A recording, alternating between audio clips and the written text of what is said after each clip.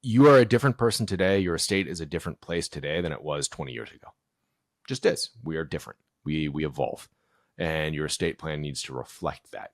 And many people say, oh, I had a will. It was drafted 30, 40 years ago. Yeah, that's great. Make sure that you update it. Hi, and welcome to Beyond the Paycheck. I'm Paula Christine. So today we're going to talk about that fun subject called estate planning. Yucky. Nobody ever wants to talk about the fact that they're going to die someday, but we all will. So Adam Zuckerman is here with us today. He is the founder of, Buried in Work. Okay, thanks for covering my butt there. Yeah, I got you. Hi, Adam. Hi, thanks for having me on today. So tell me about your story, because we were talking before we hit the record button that you got into this business after the death of your father, and that's not that long ago. No, it wasn't too long ago, but things moved pretty quickly. I'm an attorney. I have an MBA. Worked in a bunch of different industries. So I was Discovery Channel's parent company's entrepreneur. I get to invest in startups and travel the world, helping people understand how technology was going to impact them. I was at a hedge fund that grew to $1.2 billion under management while I was there on the operations side. I was in clean energy, a bunch of different things. I even started a company to help entrepreneurs start and grow their own businesses. And I had resigned from one of the companies I had worked at, decided to take some time off, just relax a little bit before I hopped into something new. And 3 weeks later, my dad was at my house doing some woodworking with me in the basement. He walks up the stairs and he goes, Adam, I'm tired. And when he says I'm tired, it's different than when you and I say it. When we say it, we take a nap. When he says it, he goes to the hospital and gets some tests because 6.5 years prior, he was diagnosed with leukemia. So I actually donated bone marrow to him the first time that he was diagnosed. And then it came back. They put it in remission. But this time it didn't work out as we hoped. He went to the hospital. They ran some tests. They told him to check in on a Thursday, and he died 12 days later. Oh, so wow. Way too quickly. Yes. I hopped in to help my mom transition her estate and took very, very, very diligent notes, or transitioned his estate to her, obviously. And when I met with my mom's financial planner, I was going over all the steps. So at this date, at this time, I did this. I called this person for this reason. Here's why I called them. Here are the next steps. Here's the list of all the accounts. Here's why I asked that. Here's the list of all of the information I need to be able to get into the accounts. Here's the folder that has this. Well, she said it was the most comprehensive transition she's ever seen, and I had to give it away. So on the one hand, I had that cartoon on my shoulder, the devil going, she just doesn't want you to move your mom's money to someone else because you have financial power of attorney. On the other hand, I had the angel saying it's pretty organized. Maybe you should. The angel won out. I built a website to just share a few bits of information with people. I posted 3 websites, LinkedIn, Facebook, and Nextdoor. And in 1 week, I had over 10,000 visits to the website. Wow. And as they say, the rest is history. We're on track for 20 million impressions over the next year, organic. We're working with consumers, direct to business. It's crazy right now what's going on, and I love helping people doing it. So you help them, educate them on estate planning. Yeah, so it's not just estate planning. We say that we're the hub for estate planning, or to simplify estate planning and end-of-life tasks. So most people think that estate planning is something that you do when you're really wealthy or you do later on in life, and it's just to transition your assets after you pass away. But the reality is that it's so much more than that. It is establishing what happens to you in the event that you can't advocate on your own. So what if you get sick? It is simplifying things. So if something happens to you, we know where your assets are, where your accounts are, who needs to be contacted, where your doctor information is, what plants need to be watered, what happens to your pets, who needs to be notified, and then everything else that goes down that list. And the reason why is that in America, it takes on average over 570 hours to administer an estate. And That's because people go on this crazy scavenger hunt. And we provide checklists and articles and guides and products and card games. And we have 20 service provider directories that will be launched within the next few weeks to connect people with all of the resources that they need, no matter where they are in their estate journey, because you shouldn't have to figure this stuff out on your own the first time that something goes wrong.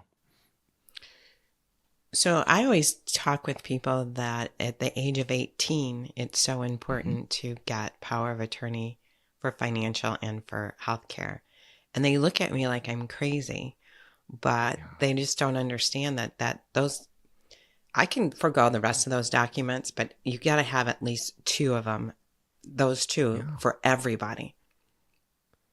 Yeah, the funny thing is that there's a stat that 2/3 of Americans don't have a will. But the reality is that 100% of Americans have an estate plan. And the reason why is that if you die without having a will, your estate goes through a process called intestate, which means that the government in the state that you live in has laws that dictate who gets what, when, Right. why, how. So the second that you turn 18 and you're an adult in this country and you can vote, please vote, whoever you are, don't care what side of the fence you're on. You need to start getting your proverbial ducks in a row. So you should have somebody that can advocate for you, because the last thing you want is having a doctor that you don't know or family members that think that they know what you want making decisions for you that can literally impact the rest of your life. So you're right. Having those power of attorney documents, medical or financial, in place is extremely important. And those are two of the foundational documents that you need to put together for a comprehensive estate plan. And also making sure all your beneficiaries are up to date, both primary and contingent, which you'd be surprised at how many people don't keep that up to date. Yeah.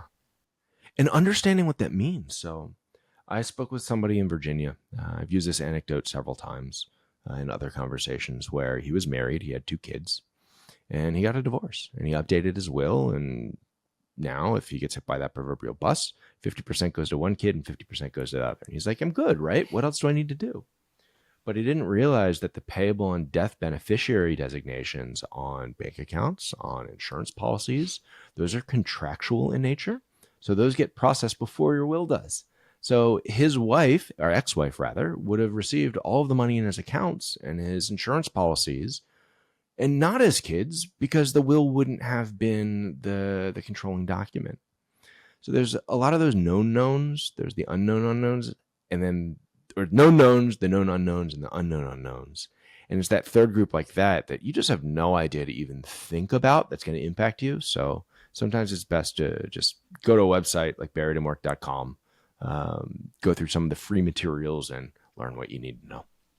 So everybody should have a will, and especially think with parents. I mean, at a minimum, because of the fact that if something happens to either one of the parents, that the court or whoever petitions the court can go after guardianship of your children, and it could be that sister-in-law you hated, and she can end up with your children.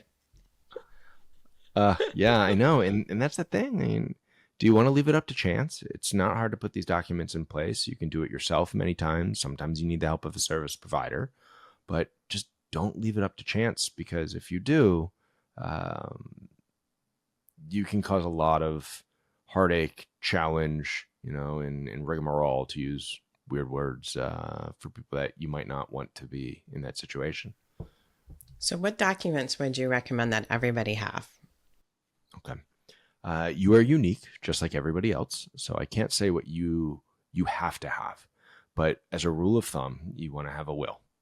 You may want to have a trust, or 2 or 3, depending on how your estate is designed. But most people actually don't need a trust. Work with an attorney if you need a trust. That's good to hear you say that, because I got in this conversation with someone the other day, and they're like, yeah, you do need to have a trust for it. And I'm like, no, you don't. You don't. There are benefits to trust, and there's dozens of different types. If you're a private person, then a trust makes sense. Wills are public documents that have to be filed with the court. A trust is a legal document that provides a relationship between a trustee that's overlooking funds and that doesn't go through the court. I'm overly simplifying. But what that means is that if you have a prized doll collection or a prized car collection or a knife collection, whatever it might be, and you don't want people to know that you have it, yeah, trust is perfect for that. But if you don't care about that, then probate can actually be a pretty quick process, depending on what your structure is. There are benefits to trust. We actually have a free guide, Introduction to Wills and Trusts, on the website that you can go through. But if anybody tells you absolutely need a trust without actually understanding what is in your estate, that's the first step, is understanding what's there. They're trying to sell you something, and go find somebody else. So the first thing that you do need is a will. It's very simple. You can do it on your own. Just follow the regulations so it's binding in your state. Come to the website. We've got a free list of all of the requirements state by state. You need advance directives, and those are different in different states. So sometimes it is a legal form that the state says it has to do exactly this on this piece of paper. Other times it's a generalized concept. But what advanced directives do is that it allows individuals, your loved ones or heirs, whoever you designate, to act on your behalf in the event that you can't act on your own, and what you want your care to be in the event that you can't advocate for yourself. Those advanced directives or power of attorney documents, which fall under that. There's also other things like post and most, but that's getting into details that we don't need to Post and most? Post and most, yeah. Okay, is that... There's a lot of weird stuff, but you can always rescind those as well. So if I wanted Paula to be my power of attorney, I can change my mind. So it's not something that's set in stone. I will take on that role, Adam. Yeah, take it. I love it. I do not want it. You want it. You want it. No, I do not. Very organized. I do not want it. I promise that anybody you know, it will be the most organized system you'll ever get.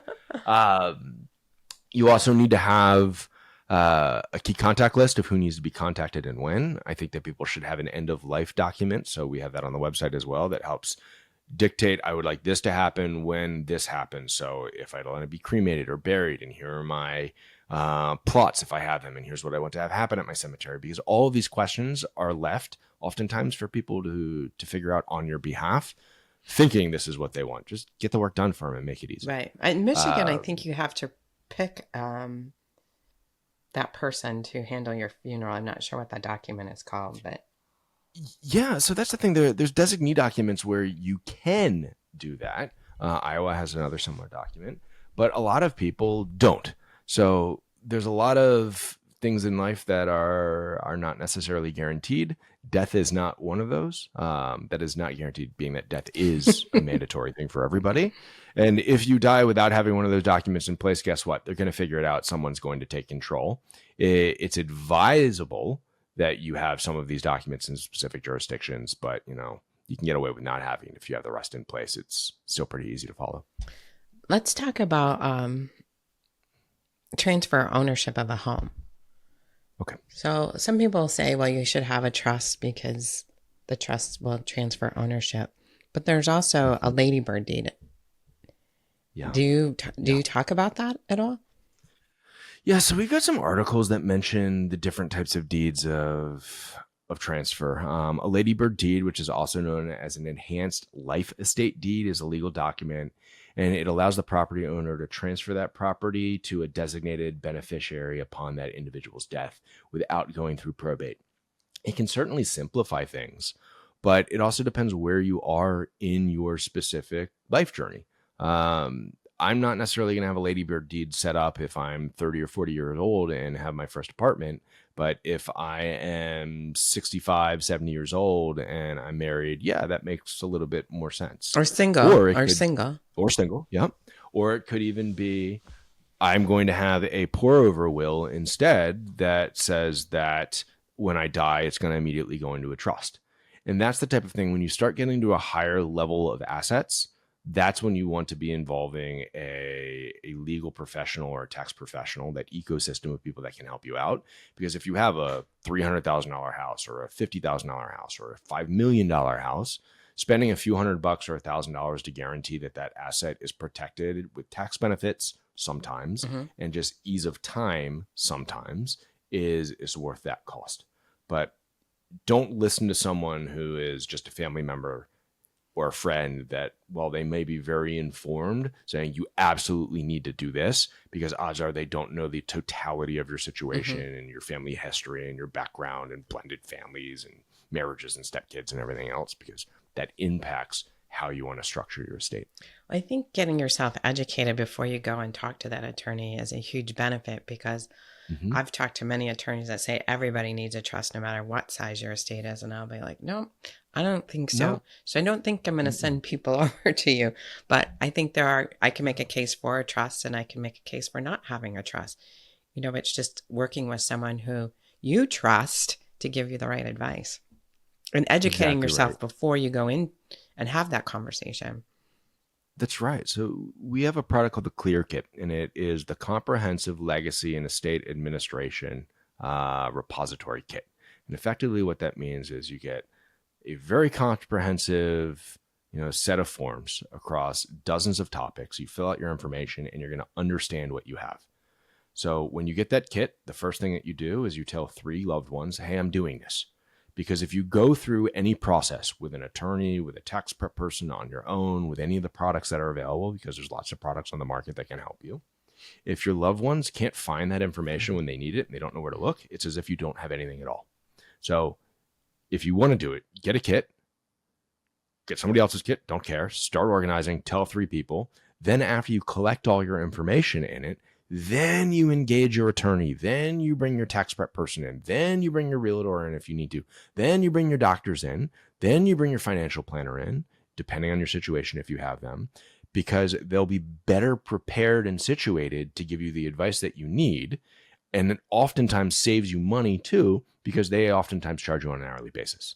So instead of them asking you, hey, we've met for 3 hours or an hour, this is what you need to do. You walk in, you go, here's my information. And they say, oh, your financial planner did this. I understand why they did this. Now you need to talk about a trust for this reason. You get a better end of product for it. That makes sense. Oh, passwords are a big one too. Yeah, digital legacy, crazy. Mm-hmm. It used to be that when somebody passed away, to figure out what accounts they had, you literally just checked the mail. Watch the mail for 3 months. If they don't pay a bill, they're going to get a letter. It's not how it is anymore. Digital legacy, passwords, password managers, understanding if you want to transition your accounts, what happens to your photos on your phone. So unbelievably important. ClearKit has an entire section on that as well. How do you pass on your photos? Like, nobody can get into your phone unless they have your password. But I mean, if you're diligent like I am, I change my password all the time. Mm-hmm. Mm-hmm. So it's a question of what specific phone you have. Are you on Apple or are you on Android? It depends on if you set up a digital legacy, executor effectively, and there's different terminology that different people use, but you can set it so upon your passing, if someone is to present a death certificate, then if they are the individual that is notated in your account that they get access, they can actually access your stuff. There's also ways to hack into, but you don't want to do that. That's a bad idea. I don't know. I kind of no, I'm just kidding. Yeah. But that devil side of like, me is coming out. No, but I didn't realize we you actually could do have a that, service. Though. Yeah. We have a service. So, and this is kind of an interesting one where people can hire us, and upon somebody's passing, we will go through their phone for them and delete photos and different things that they don't want people to see.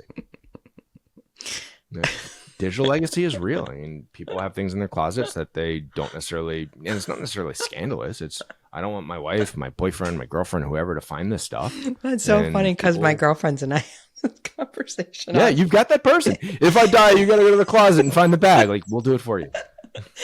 Yeah. The same thing goes when if I'm in the hospital, make sure that you come in and make sure, everything's taken care of. Yeah. No, girls have that conversation. I don't know if guys have that conversation, but us girls. Oh, guys have that. Everybody does. Hey, people are people. And I had my tonsils taken out when I was in the hospital once, and I wanted to go home when my throat didn't cauterize properly. It's kind of a tangent. So they had to go and put me under again to recauterize it. And I wanted to go home and clean my apartment because my sister was coming over and I was afraid that there was laundry on the floor. Basic things like that, you get embarrassed. Like sometimes you just want to have your friend looking out for you. If something were to happen to me, you just make sure that other people aren't burdened by that stuff. Yeah, I've heard some stories from some people that I know that didn't have that friend, and you've got to go in and clean out those things, and you're just like, oh my god. Yeah, we'll take care of it for you. Go get the service. It's easy to sign up for. And you'll come to the house and take care of that? Yeah, seriously. So what it is for a fee, we will come to your house. If you're still in the hospital or whatnot, we'll be on a video call with you and you'll tell us where to go. It's all legal documentation saying that we're allowed to enter your house. Here's how you access it. Afterwards, we'll have a letter that says we've been given permission and asked to do XYZ if somebody rings the doorbell. And we will physically go in and get rid of stuff that is legal to get rid of. We're not taking firearms. We're not taking drugs. We're not hiding any crimes. And then half of the money, it stays in escrow, and that's for travel. And any money in the escrow that isn't used gets donated to a charity of your designation. So you do this all over the country? Yeah, people can hire us for anywhere. Yeah, it's not just me. There's other people on the team that will happily fly out if needed. Wow, that's incredible because sometimes you don't even want your friends to know what you have. Not me. Yeah. I so you can go through my closet anyway. There's nothing in there, No, but but that's the thing. you don't. I got nothing Even to if you don't hide, want your but I friends to guess know. Yeah. you could. Yeah. I Wow. mean, it can be clothing of, oh my goodness, I don't want my dirty socks, people would have to go through that. Like, we're not going to clean out your house, but effectively think if it can fit in a duffel bag, we'll go in and we'll take it and we will bring it to the recycling center. We will bring it to the disposing place. No one will ever see it. We'll make sure that it's legal, or you'll affirm that it's legal, and then we're out the door. Nice and easy. Wow. That's incredible. That is a great service. Great service. Because you just never know when. You never know. Never know when. And it sits in escrow. You prepay, and you have a designation that people know that in the event that you get sick, we send a card out and you say, call this person, and we go from there. How did you think of that? Like, how do you sit around and come up with that as a service? I mean, who would have ever thought? People have lots of different needs, and there's a lot of different companies out there that are doing neat stuff to make things easier. Right? The premise of Buried in Work is we want to simplify estate planning and end of life tasks. And there's a lot that goes in it. And if we can have ways that we make things just a little bit easier on people, that's what we do. And that specific service is called the Legacy Safeguard and Discretionary Disposal Service. Discretionary. Yeah. That is so cool. I can't wait to share that one with my friends. There you go. Hire us. That is so cool. So anything else you'd like to tell us? We're about out of time.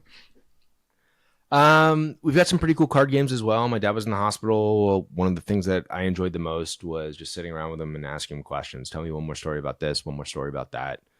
Double checking, do you have a will? Where is it? That type of thing. We actually knew where the will was. And we came up with 2 card games. One is called One More Story. It's 126 cards, 6 categories, designed with game designers, clinical social workers on cardstock that is designed so people with dexterity issues can hold it really well. And the other one is called Nothing Left Unsaid. If you're on camera and you can see it, Nothing Left Unsaid, like here's one of the cards.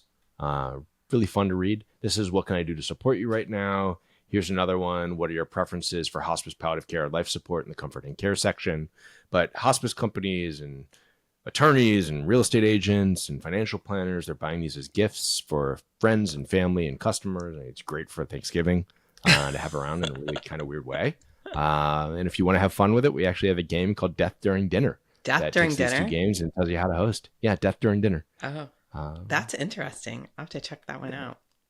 Like, estate planning doesn't have to be stodgy. It can be, but it doesn't need to be. So it doesn't need to be. Just make sure that you work with very serious people, get the questions answered that you need answered, and the documents in place that need to be in place. But this is a topic that we need to normalize a little bit more and help people understand what they need to understand. Yeah, we need to normalize this, plus the talking about money.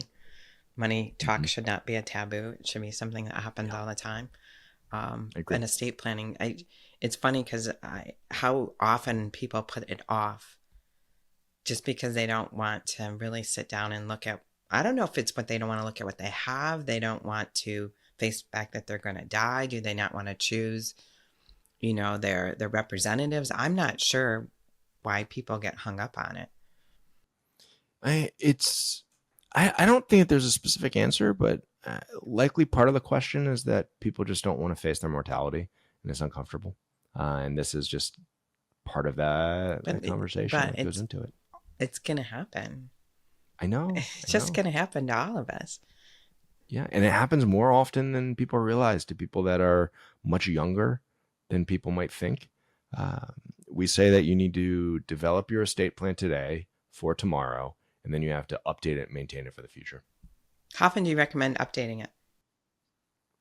Every April 16th. We actually have an annual checklist that comes with a clear kit that says, here are the things that you should consider. A lot of it focuses on major life events. Did you move? Did you get a dog? Did you get a cat? Did you get divorced? Did anybody die? Is anybody older now? Have you changed your designations? Have you decided that you don't want to be cremated anymore for whatever reason you want to be buried, or vice versa? Have you finally bought your plot? Have you thought about advance directives? Have you updated those? You are a different person today. Your estate is a different place today than it was 20 years ago. Just is. Mm-hmm. We are different. We evolve. And your estate plan needs to reflect that. And many people say, oh, I had a will. It was drafted 30, 40 years ago. Yeah, that's great. Make sure that you update it. Yeah. Because yeah, you were it's leaving everything not- to your spouse who now is deceased, or you're Yeah. divorced, and Yeah. your kids, everything was put in trust for your kids who now are adults. And yeah. And if that's all you can find, that's what you have to go with. Yep. So very, Yeah. very informative. Make it easy on people. Yeah. Thank So it's really, what's the word I want to use? How you ended up coming for all the things that you did before, but this is where you ended up being. I mean, it's like Yeah. a strange. I love it. It's unexpected, but as my friend told me, I had the right skill set and background to do what I'm doing right now. So the MBA, the legal side, working with startups, understanding how to scale things quickly, bringing together the right people and teams to create. I did not expect to be doing this, and it is probably among, if not the most rewarding job sure. I've ever had in my life. I'm sure. Yeah. I'm sure. Every single day we get emails from people. Thank you for this. Thank you for that. This product is great. I didn't realize that. You just saved me so much time on this. And we listen. Like, we've got on our website a resource of how to close online accounts. And we didn't have that idea. Somebody emailed us and said, I'm in the hospital. My mom fell. I'm in the waiting room. And the person next to me is complaining she doesn't know how to shut down her Amazon account for someone that's also in the hospital.